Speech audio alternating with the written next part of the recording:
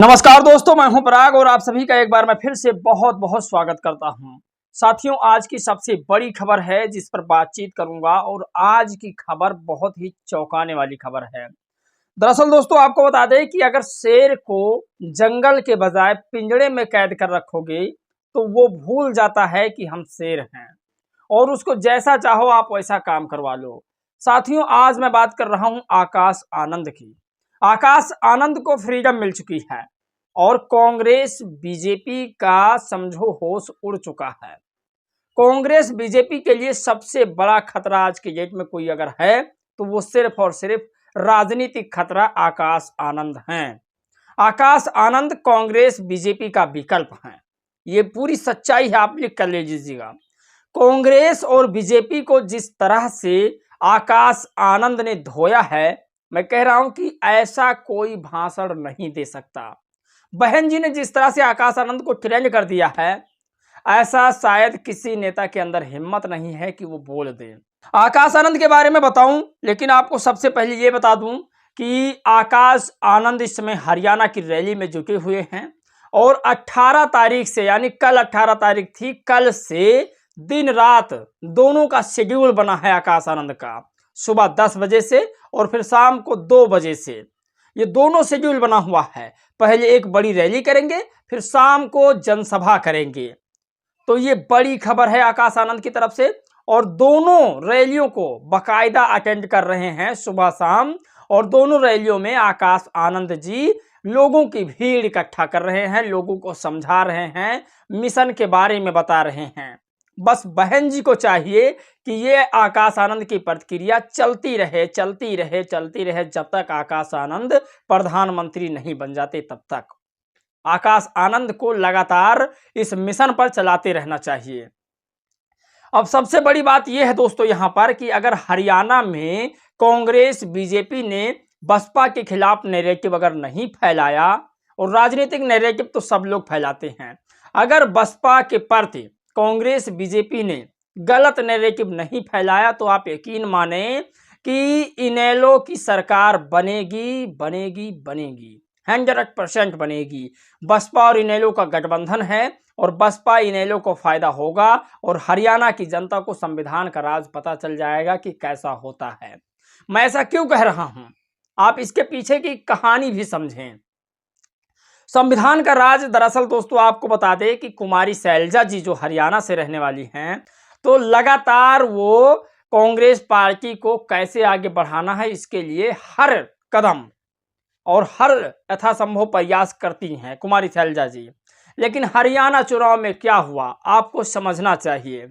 हरियाणा चुनाव में तमाम कांग्रेसी नेताओं ने कहा कि वो चमट्टी है। सोचिए, मैं ऐसे शब्द नहीं कह रहा हूं, मेरा रूह कांप रहा है, मेरे रोह खड़े हो रहे हैं कि मैं ऐसे शब्द क्यों कह रहा हूं, लेकिन मजबूरी है। आप सुनिए, कुमारी शैलजा जी को ऐसे शब्द से संबोधित किया जा रहा है, साथ में बहन जी को भी, कि दोनों चमट्टी हरियाणा में चुनाव लड़ रही हैं। तो अब इस पे दो बात बनती है। पहली तो मैं आपको कांग्रेस के बारे में बता ही रहा हूं कि कांग्रेस किस तरह से संविधान का राज कायम नहीं करा पा रही है। एक भी ट्वीट राहुल गांधी का नहीं आया है कि किसने कहा आखिर शैलजा बहन को ये शब्द। और दूसरी बात, ये लोग आरक्षण के विरोध कर रहे थे, तो इसीलिए मैं जो है आरक्षण का समर्थन कर रहा था कि आरक्षण, आप देखिए कि वो सीएम बन चुकी हैं और एक वो कांग्रेस की सबसे बड़ी नेता हैं, जो हाई प्रोफेशनल्स नेता हैं, जो हेलीकॉप्टर से चलना रहता है उनका, तब भी उनको ऐसे शब्दों से संबोधित किया जाता है। तो आरक्षण जो जातीय उन्मूलन प्रोग्राम है उसको लोग आर्थिक उन्मूलन बनाने की कोशिश कर रहे हैं। तो यहां से दो बात निकली। अब आपको लेकर चलते हैं फर्स्ट बात पर। कांग्रेस पार्टी ने हमेशा दलितों को दबाने की कोशिश की है, हमेशा। अब आपको बता दें कि कांग्रेस पार्टी चाहती तो प्रधानमंत्री दलित को बना सकती थी। अगर मल्लिकार्जुन खड़गे जी को, अगर कांग्रेस पार्टी चाहती, बाबा साहब डॉक्टर भीमराव अंबेडकर को भारत रत्न दे सकती थी। अगर कांग्रेस चाहती तो माननीय काशीराम साहब को भारत रत्न से संबोधित कर सकती थी।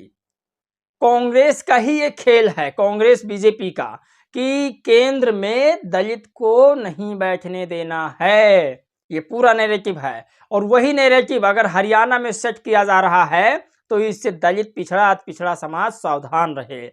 आकाश आनंद की जो जनसभा है वो सुबह और शाम दोनों चलती है, सुबह बड़ी रैली के माध्यम से और शाम को छोटी रैली के माध्यम से।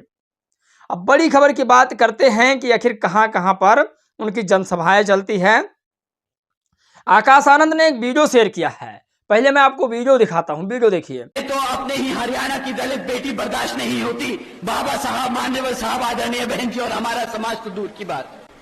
आप सबने देखा होगा, इन लोगों से हमारे हरियाणा की दलित की बेटी बर्दाश्त नहीं होती। आदरणीय शैलजा जी के लिए हुड्डा के समर्थकों ने कितना बुरा भला बोला, वो सब आप लोगों ने देखा। एक बड़ी दलित नेता है वो, शैलजा जी का हम पूरा आदर सम्मान करते हैं, और इस मंच के माध्यम से हम ये पूरे हरियाणा को बता देना चाहते हैं कि आप एक दलित होकर अपना पूरा जीवन कांग्रेस को समर्पित कर सकते हैं, परंतु तब भी ये कांग्रेस आपको वो सम्मान नहीं दे सकती जो आपकी अपनी पार्टी। तो आकाश आनंद जी का ये वीडियो है हरियाणा का, और हरियाणा में आकाश आनंद लगातार मेहनत कर रहे हैं और 38 सीटों पर इनेलो के साथ गठबंधन है। तो इस बार बदलाव हरियाणा में होने जा रहा है, ये पूरी बात तय है।